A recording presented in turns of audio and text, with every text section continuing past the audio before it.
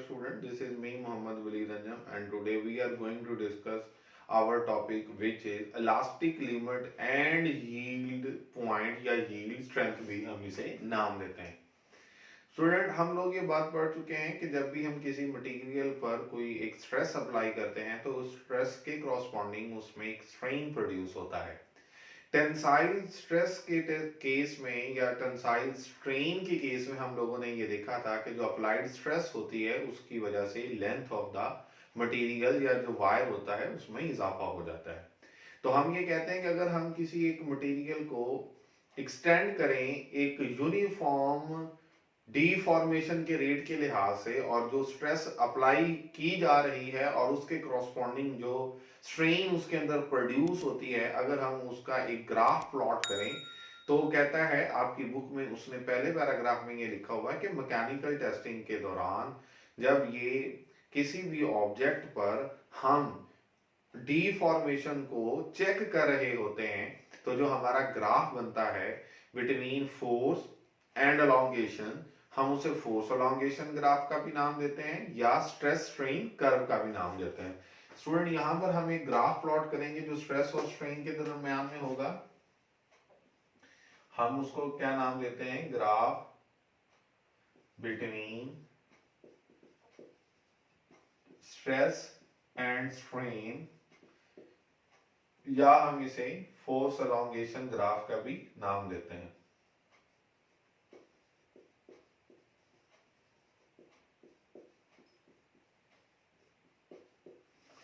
अगर हम इस ग्राफ को देखें तो जो हमारी वैल्यूज हो रही होती हैं वो कहता है मैकेनिकल जो टेस्टिंग के लिए मशीन इस्तेमाल की जा रही होती है उनके अंदर इलेक्ट्रॉनिक रिकॉर्डर्स होते हैं जो हमारी उन करस्पॉन्डिंग फैक्टर्स की जो वैल्यूज होती हैं उनको रिकॉर्ड कर रही होती हैं और उसके करस्पॉन्डिंग हमारा एक ग्राफ बन रहा होता है. फिर इस बात को समझने के लिए हम ये कहते हैं कि जब हम किसी भी मटेरियल को स्टार्ट पर उस पर कोई एक फोर्स अप्लाई करते हैं और उसकी वजह से उसमें एक डीफॉर्मेशन होती है, उसकी लेंथ में कोई इजाफा होता है और उस लेंथ में जो इजाफा हो रहा है उसको हम कह रहे हैं कि वो उसमें एक स्ट्रेन है. अगर हम किसी एक वायर को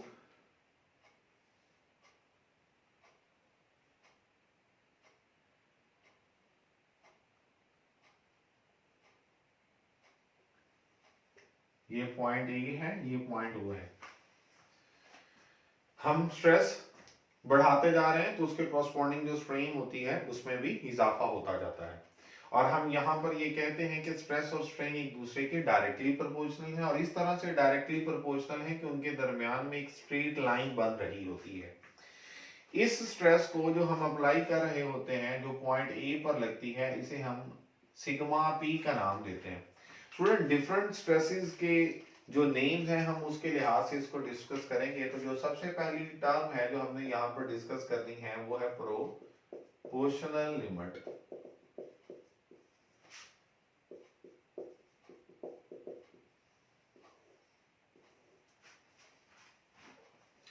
अगर हम इस प्रोपोर्शनल लिमिट के लिहाज से देखें तो हम इसे नाम देते हैं सिग्मा पी. इसका मतलब है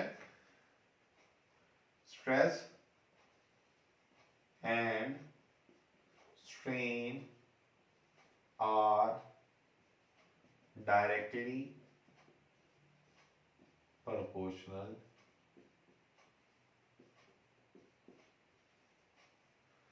एक पॉइंट हम इसे ये कहेंगे. दूसरा,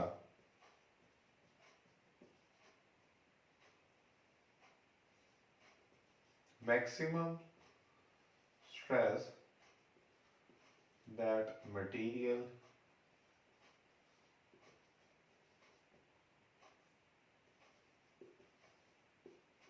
can endure without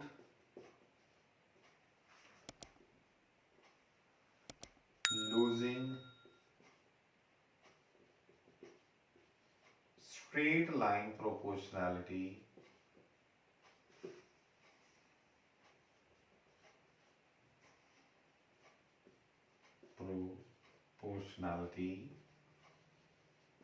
between stress and strain. और फिर एक और पॉइंट जो हम इसमें लिखेंगे वो ये है कि हुक्स लॉ इज ओबेड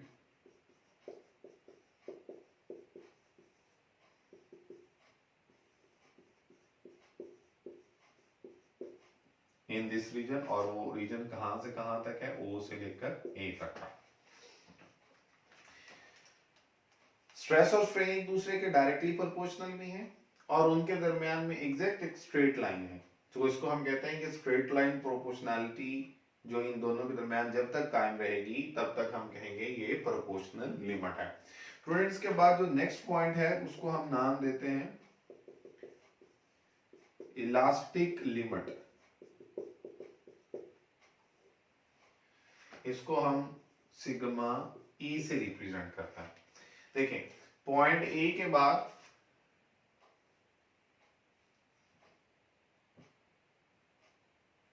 अगर हम बात करें ए से लेकर बी तक के रीजन की,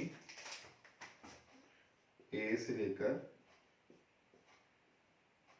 बी तक के रीजन की, तो हम कहते हैं कि स्ट्रेस और स्ट्रेन जो है वो अब एक दूसरे के डायरेक्टली प्रोपोर्शनल तो नहीं है, इनके दरमियान में एक स्ट्रेट लाइन नहीं है। स्ट्रेस बढ़ाने से स्ट्रेन भी बढ़ता है, लेकिन उनके दरमियान जो स्ट्रेट लाइन जो प्रोपोर्शनैलिटी थी वो खत्म हो जाती है। ये जो स्ट्रेट लाइन प्रोपोर्शनैलिटी थी ये अब एग्जिस्ट नहीं करती, तो लिहाजा हम ये कहते हैं कि हमारा जो मटेरियल है वो अपनी इलास्टिक लिमिट के अंदर है। पॉइंट बी तक अगर हम उसे ये कहें कि इस पॉइंट तक जाते हुए किसी भी पॉइंट पर अगर हम उसे जो स्ट्रेस अप्लाई कर रहे हैं वो अप्लाई करना छोड़ दें, तो वो मटेरियल अपनी ओरिजिनल जो भी शेप थी या ओरिजिनल जो उसकी डायमेंशन थी उनको रीगेन कर लेगा। हम कहते हैं कि वो लिमिट क्या कहलाती है, इलास्टिक लिमिट कहलाती है। इसके लिए हम पॉइंट्स लिखेंगे, stress and strain are no longer proportional। वो इस लिहाज से प्रोपोर्शन में नहीं है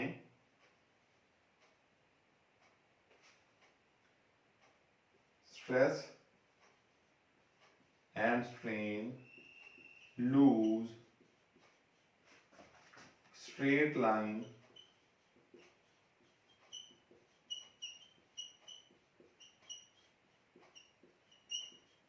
proportionality। हुक्स लॉ अभी भी इसमें ओबे हो रहा होता है। हुक्स लॉ कैसे ओबे हो रहा होता है, हम ये कहते हैं कि जब ये मटेरियल अपनी इलास्टिक लिमिट के अंदर है और O से लेकर B तक आप या A से लेकर B तक किसी भी पॉइंट पर जो आप स्ट्रेस अप्लाई कर रहे थे या उसके कॉरस्पॉन्डिंग जो स्ट्रेन प्रोड्यूस हो रहा था, अगर आप उस स्ट्रेस को रिमूव कर दें तो on removal of applied stress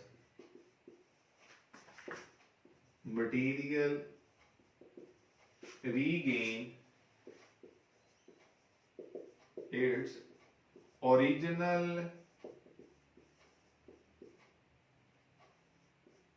shape, या हम इसे कह सकते हैं कंडीशन। ये हमारी इलास्टिक लिमिट होती है और बी पॉइंट पर उस लिमिट को हम सिग्मा ई से रिप्रेजेंट करते हैं। उसके बाद मजीद स्टूडेंट अगर हम उसके स्ट्रेस अप्लाई करेंगे तो स्ट्रेन प्रोड्यूस तो होगा, लेकिन अब वो मटेरियल अपनी इलास्टिक लिमिट से बाहर गुजर चुका है। तो स्टूडेंट यहाँ पर दो सिचुएशंस हमारे पास नजर आएंगी। कुछ मटेरियल्स ऐसे होते हैं जैसे ही उनकी जो इलास्टिक लिमिट को रीच किया जाता है, उस इलास्टिक लिमिट के बाद अगर आप थोड़ी सी स्ट्रेस उस पर अप्लाई करेंगे वो ब्रेक हो जाएंगे। और कुछ मटेरियल ऐसे होते हैं जिनको अगर आप उनकी इलास्टिक लिमिट को क्रॉस भी कर लें और वो ब्रेक ना हो, तो हम कहते हैं कि वो हमारे पास क्या है कि वो एक नए रीजन में दाखिल हो जाते हैं और उस रीजन को हम नाम देते हैं प्लास्टिसिटी। और वो मटेरियल्स कौन से होते हैं, उन्हें डक्टाइल मटेरियल्स का नाम दिया जाता है।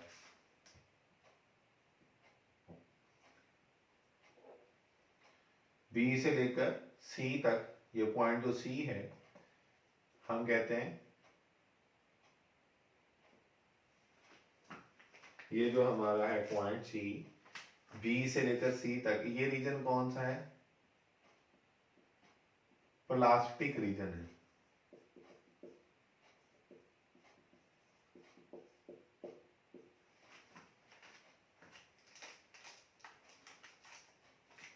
और ये वो मैक्सिमम स्ट्रेस होती है, इसे सिग्मा एम का भी नाम देते हैं, जो आपका मटेरियल बर्दाश्त करता है बगैर टूटे हुए, मतलब वो टूटता नहीं है। और हम कहते हैं यहां तक पॉइंट सी तक जो उसकी जो स्ट्रेस वो बेयर कर रहा होता है, उसको हम क्या नाम देते हैं?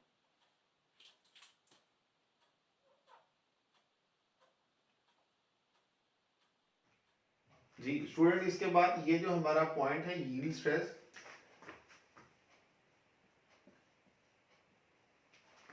The maximum stress which any material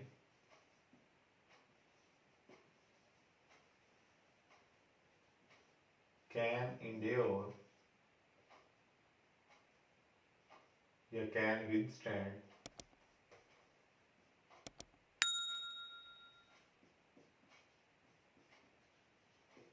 within its elastic limit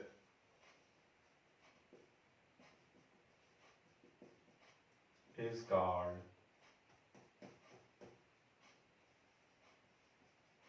yield stress। इसके बाद स्टूडेंट हमारे पास जो नेक्स्ट पॉइंट आ जाता है,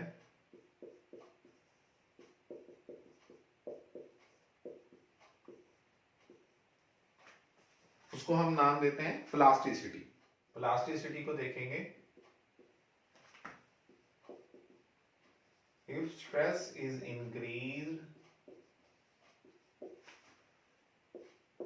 beyond elastic limit,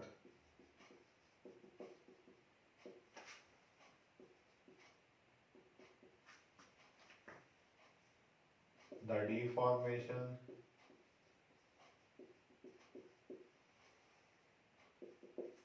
in material will be permanent or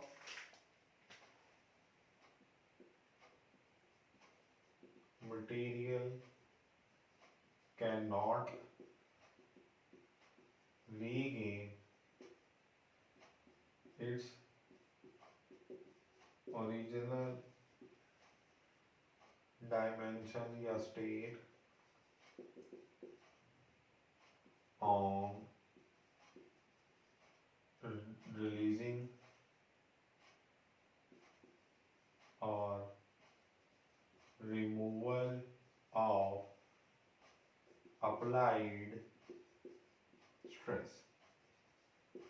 और हम ये कहते हैं कि ये वो रीजन है जो बी से लेकर सी तक का रीजन है, और इस रीजन के अंदर मटेरियल परमानेंटली डिफॉर्म्ड हो जाता है और वो अपनी ओरिजिनल कंडीशन को रीगेन करने की सलाहियत अब नहीं रखता। ठीक है जी।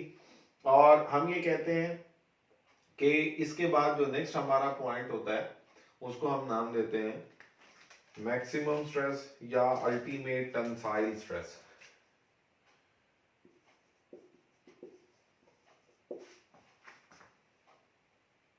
Ultimate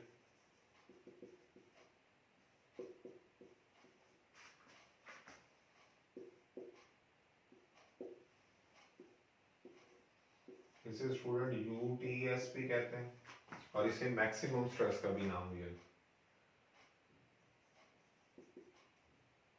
sigma M.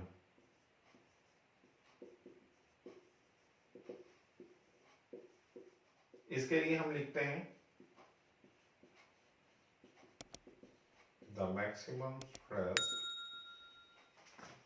That any material can withstand is called nominal strength या अल्टीमेट टेंसाइल स्ट्रेस।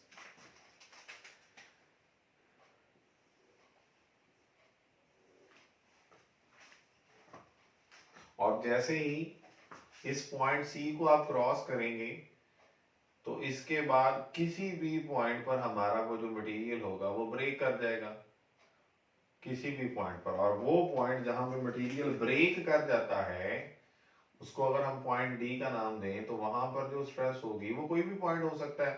तो हम कहते हैं क्योंकि जो मटेरियल्स प्लास्टिक रीजन में दाखिल होते हैं इसका मतलब वो डक्टाइल मटेरियल्स, और डक्टाइल मटेरियल जो मैक्सिमम स्ट्रेस विद स्टैंड कर सकते हैं वो उसकी अल्टीमेट टेंसाइल स्ट्रेस होती है। और उसके बाद जो वो विद स्टैंड कर सकते थे उसके बाद किसी भी पॉइंट पर जो आपकी जो स्ट्रेस की वैल्यू होगी जहां पर वो मटेरियल हम कहते हैं कि ब्रेक हो जाता है उसको हम क्या नाम देते हैं, फ्रैक्चर स्ट्रेस का नाम देते हैं। Fracture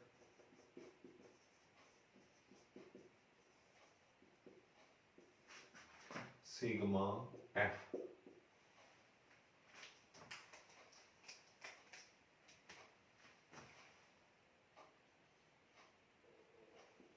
The stress at which ductile material, specially mention कर देते हैं,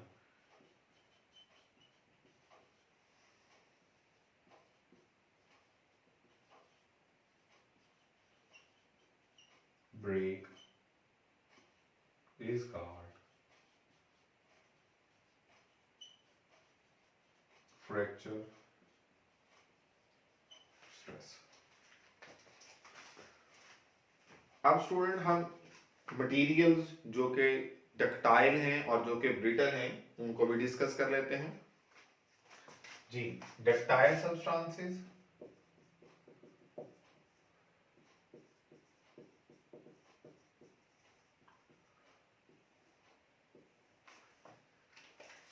हम कहते हैं substances या material which undergoes plastic deformation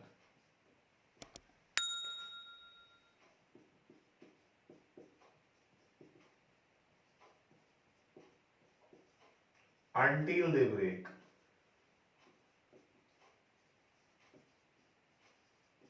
are called ductile substances. हम उन्हें क्या नाम देते हैं, डक्टाइल सब्सटेंसेस का नाम देते हैं। और उनकी जो एग्जांपल्स हैं वो है lead,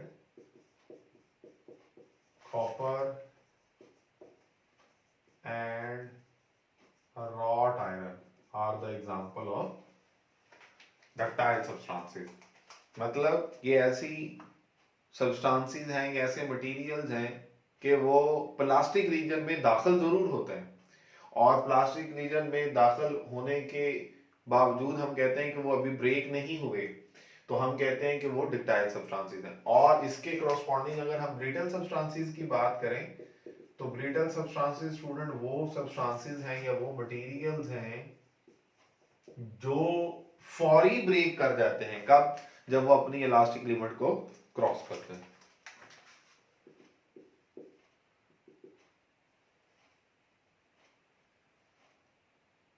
Substances which break just after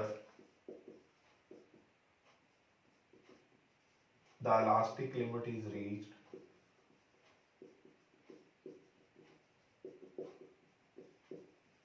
are called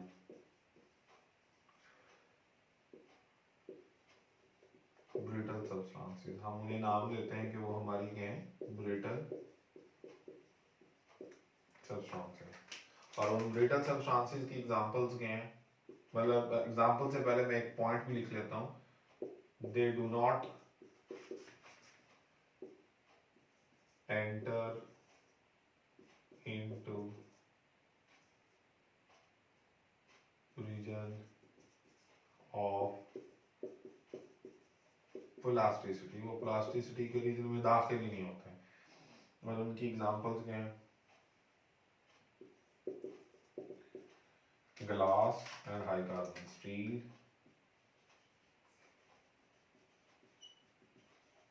are the examples of brittle substances। अब ये हमारे पास एग्जांपल्स थी, तो हम बड़ी आसानी के साथ से ये देख सकते हैं कि हमारी इस डायग्राम में अगर आप पॉइंट बी जो कि इलास्टिक लिमिट है इसको क्रॉस कर लें और फौरी ब्रेक कर जाए, तो मतलब आप वो सब्सटेंस ब्रिटल है जो कि वो फौरी ब्रेक कर गई। और अगर आप बी को क्रॉस कर लें और आप ब्रेक न आपका मटेरियल करे, तो समझ लें कि आप प्लास्टिक रीजन में दाखिल हो चुके हैं और वो मटेरियल अब ब्रेक नहीं कर रहा। वो मैक्सिमम स्ट्रेस जिसको हम अल्टीमेट टेंसाइल स्ट्रेस का भी नाम देते हैं, जो आपका मटेरियल विथस्टैंड कर सकता है, उसके बाद किसी पॉइंट पर जाके ब्रेक करेंगे। तो आई होप स्टूडेंट कि आप लोगों को ये जो लेक्चर होगा ये बहुत इंफॉर्मेटिव लगा होगा और आपको बहुत अच्छी तरह से इसकी समझ आ चुकी होगी। Please don't forget to like and subscribe my channel. Take good care of yourself. अल्लाह हाफिज।